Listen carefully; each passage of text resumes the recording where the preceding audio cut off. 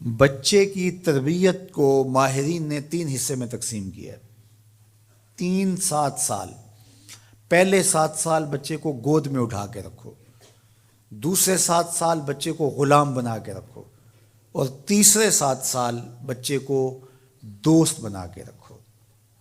پہلے 7 سال بچے کو گود میں اٹھانے کا مطلب یہ ہے کہ وہ تم سے سیکھے، اور ہم تو 3 سال کے بچے کو بھی، آج 2.5 سال کے بچے کو بھی اسکول بھیج دیتے ہیں، مائیں فارغ البال ہونا چاہتی ہیں، لیکن ایسا نہیں ہے۔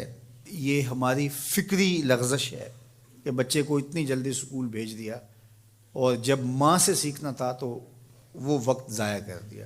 آج بھی جاپان میں 7-8 سال کا بچہ اسکول جاتا ہے، اور آج بھی کچھ اور ممالک کے اندر بھی انہوں نے یہ طے کر دیا ہے کہ 7 سال سے پہلے بچہ اسکول نہ جائے، تو وہ گھر میں بیٹھ کے سیکھتا ہے۔ یہ اس کی تربیت کا مرحلہ ہے، اس کا یہ مرحلہ یہاں مکمل ہونا چاہیے۔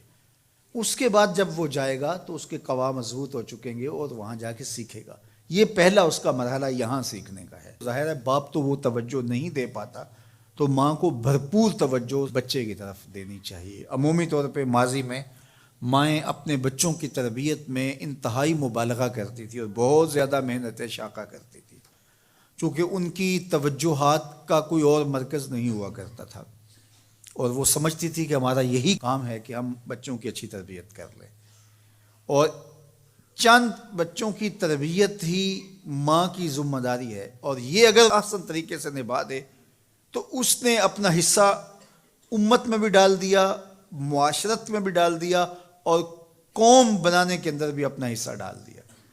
لیکن اگر وہ اپنا یہ فریضہ انجام نہیں دیتی، اس میں کوتاہی کر دیتی ہے، تو اس نے پھر کچھ بھی نہ کیا۔ اچھی نسل اچھی ماؤں کی گود سے پروان چڑھ کے ہی معاشرے کو نصیب ہوتی ہے، اور یہ بنیادی اکائیاں ہیں، بنیادی اینٹیں ہیں جس سے معاشرت ترتیب پاتی ہے۔ اس لیے یہ ماؤں کی ذمہ داری ہے۔ اور دوسرے 7 سال جو ہے وہ غلام بنا کے رکھو۔ مطلب کیا؟ کہ ان پر احکام نافذ کرو۔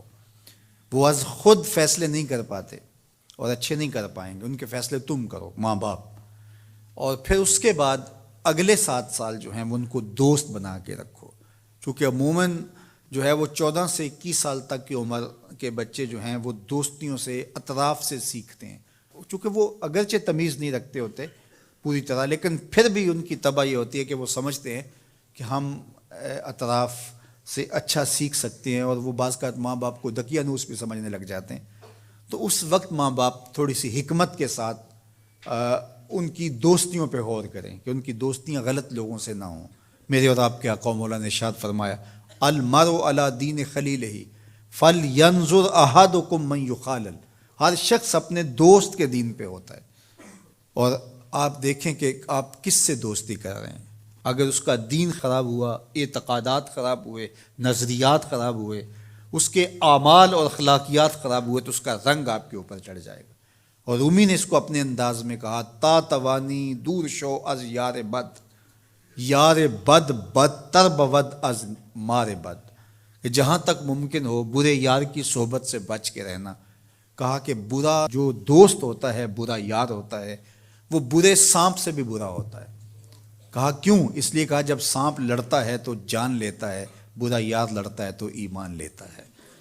اس لیے صحبت سالے ترا سالے کنن، صحبت تالے ترا تالے کنن۔ اچھے شخص کی صحبت تجھے نیک بنا دے گی، برے شخص کی صحبت تجھے برا بنا دے گی۔ شیخ سعدی فرماتے ہیں، میں حمام میں گیا تو وہاں کسی نے مٹی رکھی تھی، تو میں نے اس کو اٹھایا تو اس سے مہک آ رہی تھی، میں مست ہونے لگا اس کی دل آویز خوشبو سے۔ تو میں نے اس کو کہا کہ تو مٹی ہے، عنبر ہے، موتیا ہے، نسرین ہے، نسترن ہے، کیا ہے تو؟ تیری دل آویز مہک سے مشام ہستی مہکے چلے جا رہے ہیں، اور ہے تو مٹی، تو کیا ہے تو؟ تو اس مٹی نے، شیخ سعدی فرماتے مجھے زبان حال سے جواب دیا کہ ہوں تو میں مٹی، مجھے اپنی اوقات نہیں بھولی، لیکن چند دن میں پھول کی صحبت میں رہی ہوں۔ جمال ہم نشیں در من اثر کر، وگرنہ من ہما خاکم کے ہستم۔ اس نے کہا ہوں تو ذات کی مٹی ہی، لیکن میں گلاب کے پھولوں تلے تھوڑی دیر رہی ہوں تو میرے یار کا جمال میرے اندر سرایت کر گیا ہے، تو ذات کی مٹی ہوں۔